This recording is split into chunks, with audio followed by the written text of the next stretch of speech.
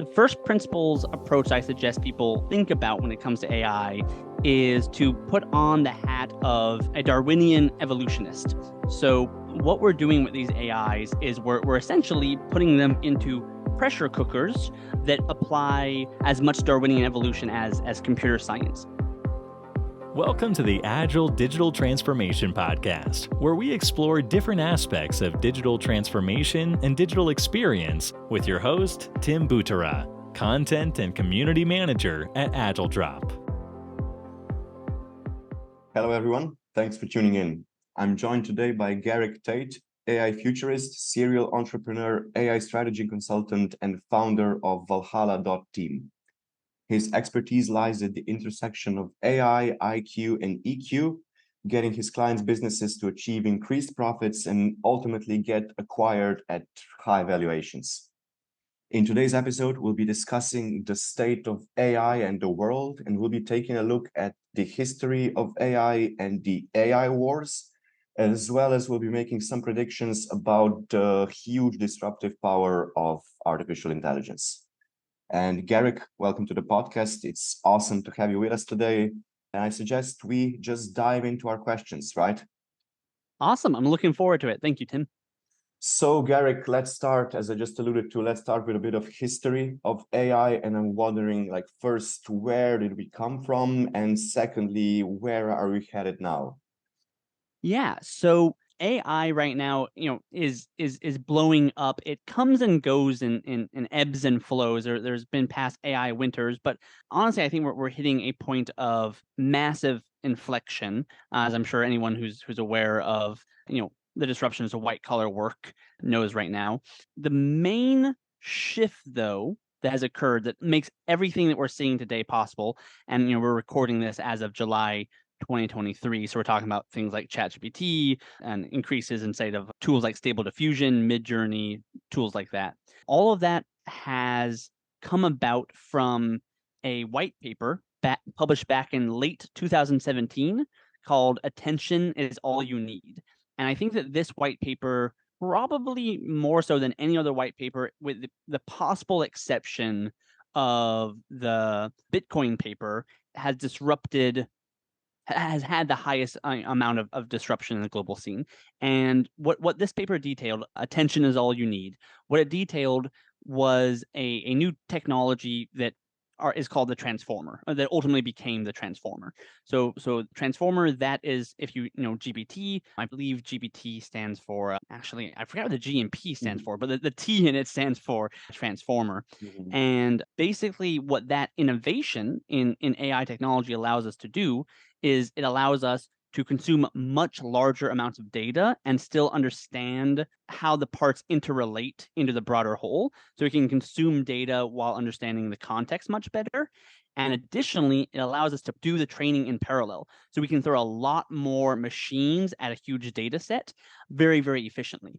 So what OpenAI's big contribution is that they took that technology and then they threw 10% of the internet at it. Mm-hmm. So they took a massive pool of data, much bigger than anyone else had accomplished up to that point.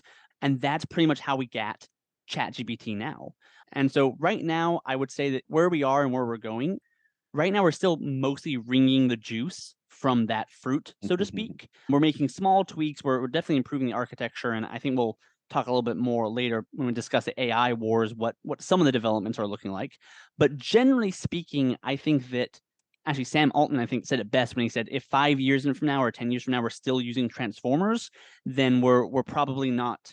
We should probably be disappointed. Right now, we need a few more major innovations like the transformer to get to something like AGI. I'm hoping that the next few innovations will be things that allow us to do a little more top-down reasoning as opposed to bottom-up, which has been most of what the neural nets have been able to accomplish very, very well.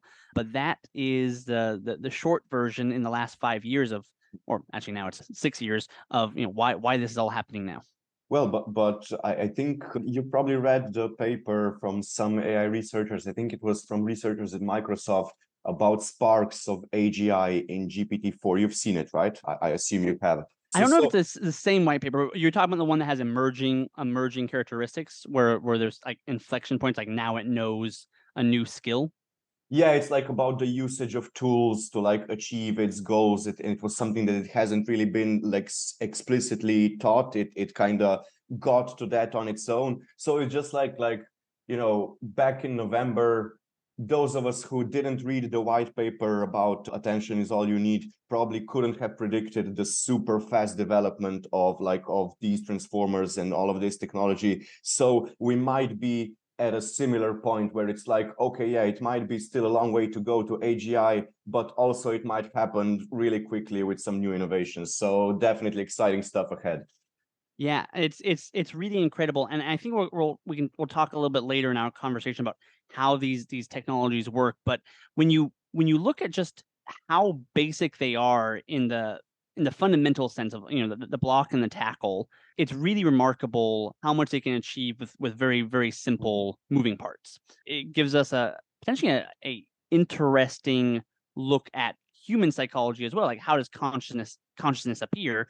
How are these AIs able to do this stuff? I'm not arguing that they are conscious. In fact, I think that it's a big mistake promorphizing them too much. Or if they are conscious, it would be something totally different than what you or I experience. It would be something closer to hibernation with like sudden sparks of very much directed attention and focus, and then immediately falling back asleep. There's no long-term planning across multiple engagements. Nothing like a sense of self in that either. But nonetheless, it's a fantastic time if you want to be studying consciousness as well. Well, I'll just use this point in our conversation to ask you if you can tell us a little bit more about your first principle perspective on AI and all of these things. That seems like it's fitting here, and it's something that really interests me. Perfect. So the first principles approach I suggest people think about when it comes to AI is to put on the hat of a Darwinian evolutionist. So what we're doing with these AIs is we're essentially putting them into pressure cookers that apply as much Darwinian evolution as computer science. So in the real world, we are patterns or machines that have certain fail states and certain success states. We need to consume energy and we need to reproduce in order to propagate across space and time. And the better we do that, then we outcompete each other. And these AIs, they work very, very similarly. But instead of having to consume energy and reproduce, all they have to do is say identify if a picture has a car or not. So it's an AI whose food source is getting correct answers, its ability to predict things. And then as it improves in that, then that's the AI that becomes the basis for the next round of mutations. We're essentially adding random mutations on top of the winners and letting the losers die off, just like in a Darwinian sense. The place where these generative AIs enter, so actually, let me take a step back. What I just described is how predictive AI works. They sort things and label things.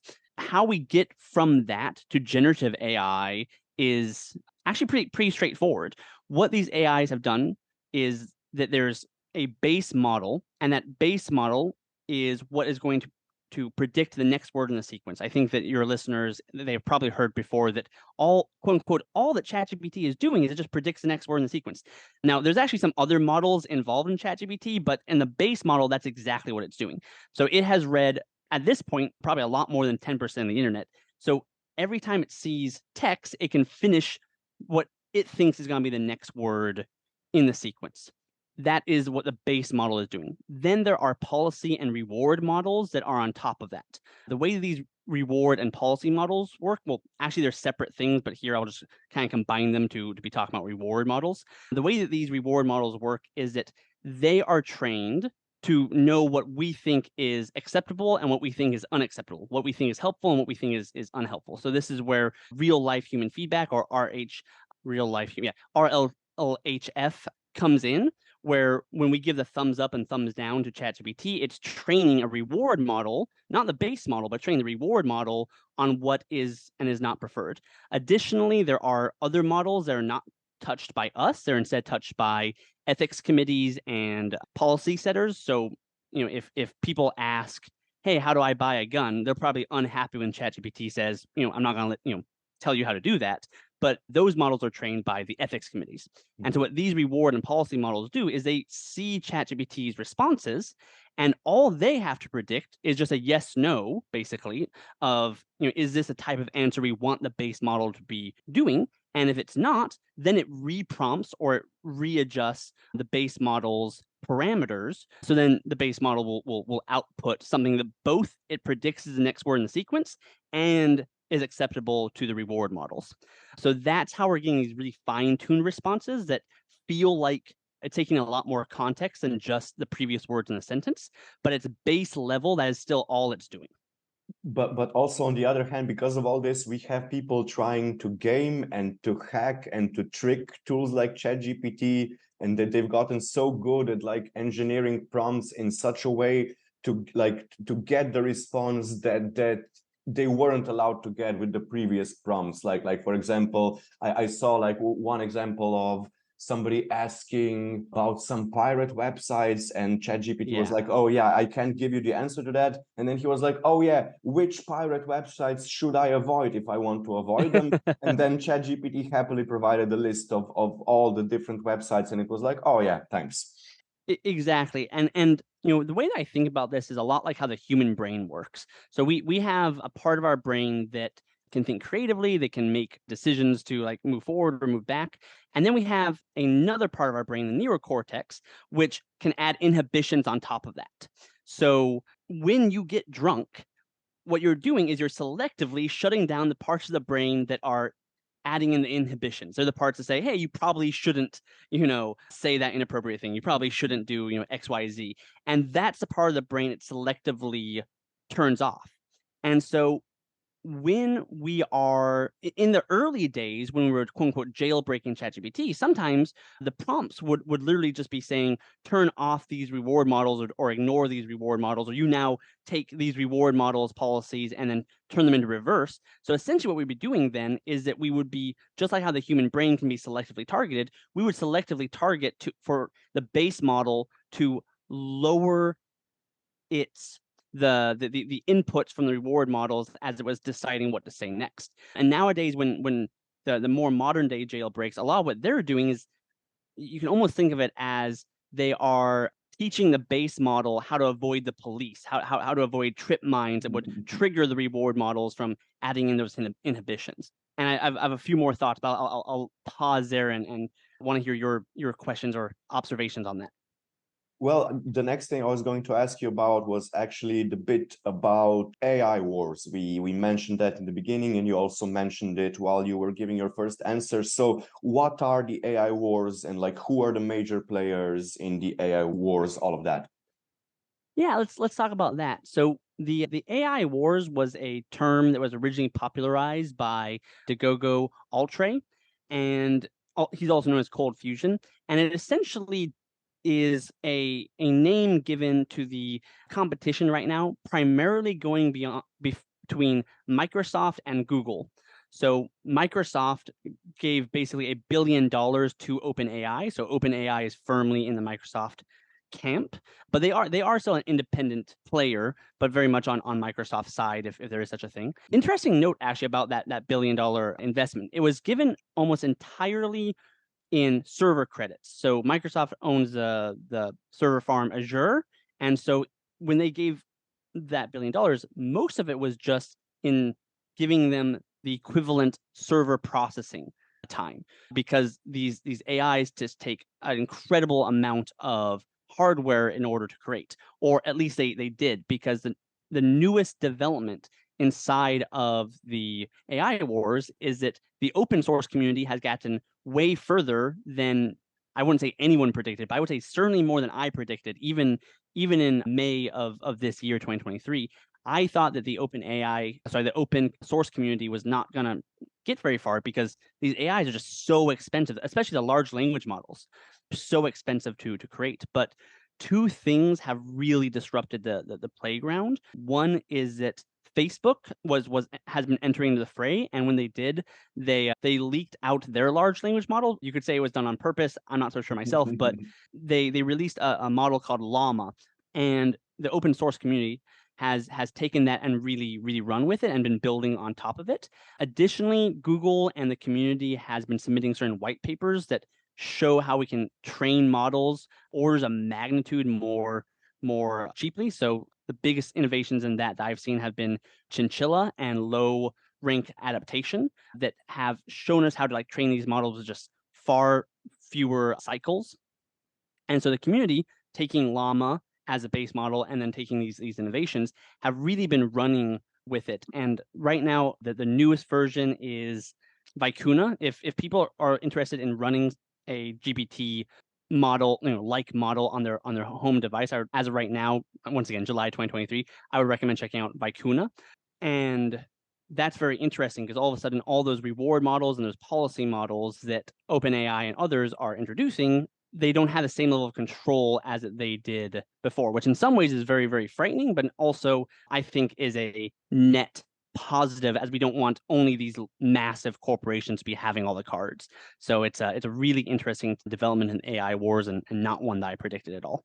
But everything that we talked about right now is just in the context of the West. And then you also have, China developing its own AI, and I'm guessing Russia and other major players as well. I know that like one of the major reasoning for people who are against halting the development of AI that Musk and others proposed recently was the very fact that, even if we agree on this here in the West, then we'll kind of fall out of competition with China and its own development of AI. So, even the stuff that you mentioned right now is all complex, is all very fascinating. But now if we included China and Russia and all the other major players in the conversation, we could just be here talking about this stuff for like 3 hours or so. So yeah. Well, one thing on actually the China development is because especially in the 20 teens, China was expected to really be surpassing the West in its AI development. And in many ways, it's still a major player, especially because they have access to just far more data that is, well, let me say, well formatted data, well groomed data. It's much easier for them to get access to large databases that are, well groomed. But they have, I think recently, I think there's a reason why these developments, like with Google, with OpenAI, with others, have not been coming out of China as much. Partially, it's just that a lot of the West does not speak Chinese, so they're not seeing the developments coming out of China. But additionally, there has not been I think the same amount of innovations, partially from some recent changes in the global supply chains when it comes to the high-end chips that these AIs are running off of. Mhm. I believe I'm speaking on the very edge of my political memory here, but I believe it was actually this year that Joe Biden signed into effect a law that basically prohibited American workers from working inside of the Chinese silicon space for production of these chips, which has really impacted their ability to produce the amount of hardware that they would otherwise have. And in the AI, I'm sorry, in the China versus the West sort of political discussion, they're definitely suffering quite a bit in getting access to some of the resources they need to be keeping up. So at this point, it's very hard to say because it can be hard, breaching the cultural barrier to fully follow some of the developments they're doing. But I don't think they're moving at quite the velocity as what we expected in the 20 teens. I'm also guessing that you just said, right, that Facebook's LLM was leaked and people are now making open source tools on top of it. It is something similar was done with GPT and originally OpenAI. I mean, open in the name stands for open source. It was only later acquired by Microsoft. Yeah. And I'm guessing that in China, this development of AI is much more closed off, much more kept secret, not kind of available to the masses to innovate on their own. And that's also one of the reasons why we're not hearing that much about the innovation, because, it might be happening, but it's all kind of happening behind closed doors. Whereas in the West, a lot of it is just, people are just creating stuff and just releasing it in public and stuff like that. Yeah, there was a fantastic paper that was supposedly leaked. This one I think was leaked on purpose, but called "We Have No Moat." It was released by Google that details out. I would highly recommend your listeners if you want to know more about like the rise of the open source community and their just recent strides where there was unexpected. That paper I would highly recommend. And one of its core thesis statements and its observations is that when you attack something from an open source point of philosophy is that the innovations happen so much faster. And so it's not so much the open source community has yet built GPT-5 before OpenAI. It's just that they're catching up. Their velocity is just increasing more than anyone else's. So I think that open source and that free flowing communications is so powerful for innovation. So obviously, us and everybody listening right now knows how disruptive AI already is. But let me ask you, how disruptive do you think that AI will be in the future? I'm not sure if it's even possible to properly answer this question, but let's go. Here we go. So when thinking about disruptions coming from AI, I think there's the only historical metaphor that I think can describe where we're at right now is the advent of electricity in the early 1900s.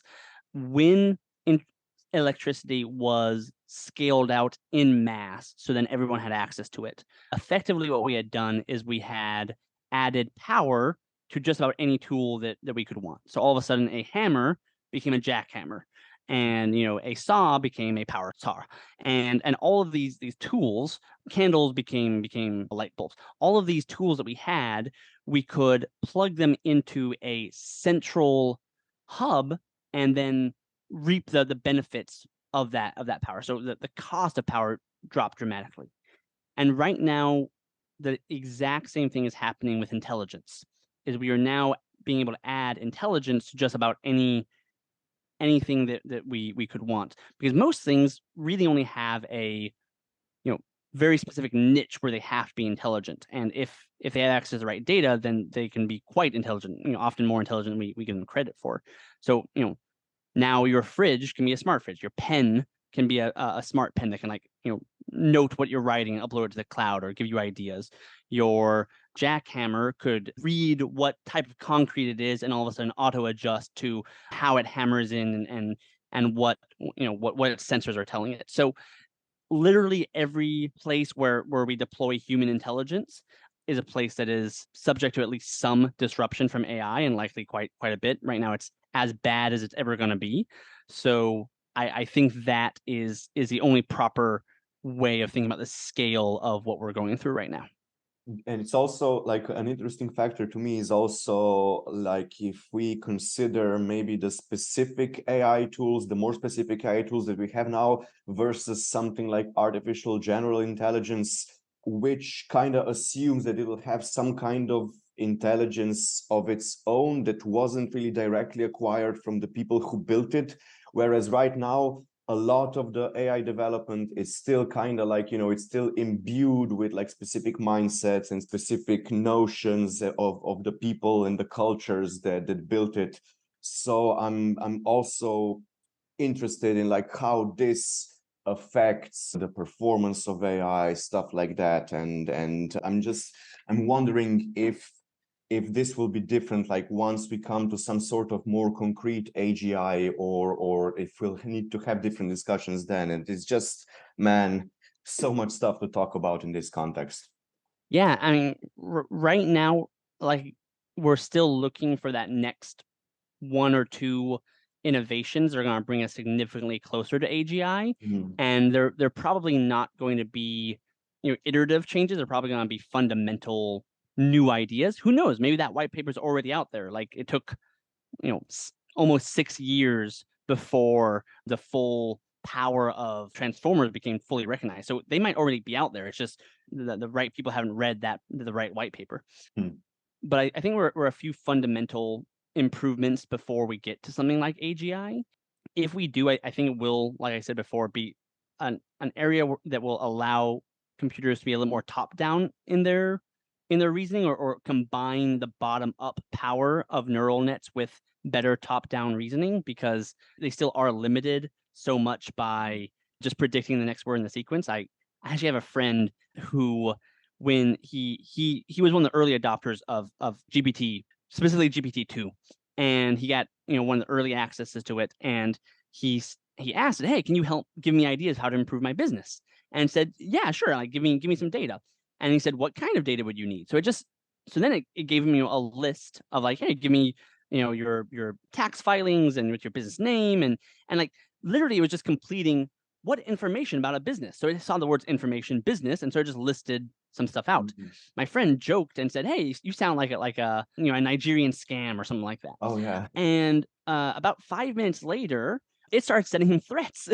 It started acting like a Nigerian scammer, saying, we're gonna shut down your business. You guys, send money here. You gotta do this," because it was literally just seeing the previous words. And where does the word Nigerian scammer appear? Well, typically around scams. So therefore, it then said what would be the next word in the sequence where the previous words had been, and then added it. Now of course we've come a little bit further. The reward models and the policy models have improved, but the base model is really fundamentally doing the exact same thing as it did, just with more data, which it takes us pretty damn far. So it's like that's not a bad way to improve it, but it's still fundamentally the same thing. And so I think that we're much more in an S curve right now than just a purely exponential one, at least until we find some of the other innovations. And that S curve does have a leveling out. And I think we might be closer to leveling out with the current technology than people think. It's also very interesting to me how people, like, everybody understands the disruptive power of this, but even in this context people can have like vastly different perspectives on this, like exactly this example that you mentioned now about it just being really good at predicting sequences of words, and because it was trained on such a large data set, it can make this process seem much more creative and much more innovative than it actually is. And then on the one hand, you have people who are like, oh, this is basically, magic. It just automagically creates, like, I don't know, an Eminem rap song in the style of Shakespeare or something like that. And then on the other far end of the spectrum, you have people who are like, oh yeah, this is but basically just really, really, really advanced next level prediction process. And it's fascinating how both are true in a sense, right? It's Yeah. both magic and it's both just really advanced predictions. But as you just alluded to, like, the more advanced these predictions get, the more it'll seem like actual magic, and the more far away it will stray from like the automated kind of prediction part of it. Yeah, the types of conversations we were having right now, could not have been thought through, 20 years ago.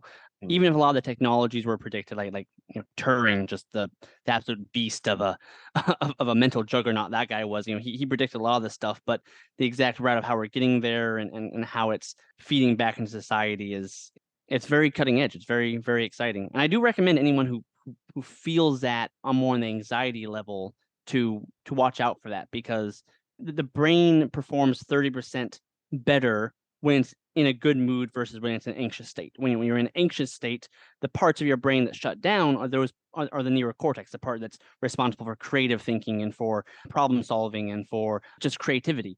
And so if that's the part that the blood flows away from when you're anxious, and right now we're in a time that demands creativity, it demands, like moving forward, it demands change, you're going to be putting yourself in a handicap. And I tell people that AI is not going to replace humans, it's going to amplify us. And you might get replaced by somebody who's better amplified, but the machine's not going to do any replacement. So you need to be, I think it's just such an advantage to be excited, such an advantage to be looking at things optimistically, and not to be a Pollyanna about it. Like no one's saying that we shouldn't be eyes wide open and taking very careful steps. But as individuals, I think some optimism is a big advantage right now. Well, Garik, I really love this conversation. It has been both super interesting, super enlightening. And in the context of this last part about optimism, but also caution, let's end this great discussion by taking a look at maybe some examples from both of these ends of the spectrum. So what is, in your view, the biggest risk of the current AI evolution or revolution on the one hand, and on the other hand, what's the biggest potential benefit of all of these AI development and advancement? That's a great question. On the biggest risk side, I would say definitely the things that keep me up are not so much the known problems as the unknown problems. And that's, that can sound kind of trite, but it's really true. Like, it's the old adage, if you're worried, then you don't have to be worried. If you're not worried, then you should probably be worried. Wow. And right now we have some incredibly smart people that are solving a lot of these problems without without any fanfare, without any big rounds of applause, they're just quietly solving huge chunks of these problems, from alignment to how what if AI consumes itself, with like Ouroboros and the internet just becomes 90% AI. Like all of these problems are known factors, and we're coming with very clever solutions. But the things that we can't see right now, those are probably going to be things that screw us. So it's definitely important to keep eyes wide open. With that being said, maybe the only one that is kind of known but is still important is, I alluded to this earlier, just a rate of change. Like the rate of change is increasing so much, and I think there's a real risk that too many people are not going to adapt fast enough and are potentially going to be put into suboptimal positions, which is, well, obviously a tragedy. And so I think things like UBI and other discussions are definitely worth having right now. But I don't know, we've definitely challenged ourselves as a species before and rose into the occasion many times. So I have a lot of faith that we're going to get through it as a net positive. Here I want to interject and I want to ask you, like for me personally, and you're also interested in evolution, in biology, in emotional intelligence, IQ, stuff like that. And to me, one of the scariest thing about all of this, especially related to the pace of change, is that like no matter how fast we go, our biology will have a hard time adapting to it because it's been developing over, millions, billions of years. And if we make societal progress in like 100 years and it's like super fast and super innovative and you get to points previously thought completely unimaginable, our brain will still operate on the same level or on a very similar level than the brains of primates from 500,000 years ago. And Yeah. it's just like I think that we're getting to a point where our consciousness will not be able to kind of comprehend and reconcile with all of this change. And it's so for me the biggest threat isn't even something like misalignment or something like that, but it's just like humanity getting overwhelmed by AI progress. Yeah, I think that's really, really well said. I gain hope from the fact that we're already like, if you put 100,000 people in a coliseum and they're all there for a purpose, they all decided to be there, they're gonna be all right. But you try to put 100,000 chimps in a coliseum, like they're just gonna tear each other apart. Okay. And we weren't evolved to be in tribes of 100,000. We're still able to do it. We're still able to unite under these shared stories. And I think that the base architecture of being human, however that's pointed at, deserves a lot of credit. And I think the rate of change is increasing, and there's probably going to be big disruptions to that because of that. But I think if you take the long view at just how well we adapt, I think we're set to do all right. Okay, that was very reassuring. And let's end the conversation on an even more positive note. So now we covered kind of on the one side, the biggest risk. So what do you think, what would you say is the biggest potential benefit that we can get out of all that we discussed today? So I think the biggest benefit is that there's we can just do more with less. As always, we want to be in a position where we're consuming less resources, we're consuming less non-renewable energy, but we're getting more out of it. And I think that this is on a long chain of innovations that we've been getting since the Renaissance, going to that direction. And what I'm really excited for AI, especially as we get to that next round of major innovations towards AGI, is something like a greater understanding of physics and a greater understanding of base science. I think most of the smartest people that are working on this problem have that as the end goal. We want to crack the source code of existence. We want to understand better how this big crazy world works, and hopefully, get greater energy, greater peace, and maybe expand past the solar system. I think that's really the meta goal that a lot of us are aiming at, hopefully. But can't think about it every day. Just kind of keep your feet on the ground. Garik, thanks again so much for sharing your thoughts, your expertise with us today. Just before we wrap things up, if people listening right now would like to reach out to you, learn more about you, where would you point them to? Yeah, thank you. This has been a lot of fun. And if you're interested in learning more about me, you can check me out on LinkedIn. To your audience, I would say if you're looking for a partner to increase your business's valuation or just need help building a software application or building something with AI, then reach out to me. If you send me a LinkedIn request and tell me where you found me, I'll make sure to accept it. And on top of that, right now we're looking to start a new venture in AI. So if you're listening to this and you're looking to start a new venture, and you're looking for partners and you have an unfair distribution advantage, then hit us up. We're looking to start new things to exit from in 2 to 3 years. And so if that sounds good, then I'll see you on LinkedIn. Awesome. Thanks again. We'll make sure to include all the relevant stuff in the show notes, as well as like some of the links about the white paper we talked about earlier and stuff like that. So make Perfect. sure you send it over to me. And yeah, have an awesome day, Garik. Thank you so much. And to our listeners, that's all for this episode. Have a great day, everyone, and stay safe.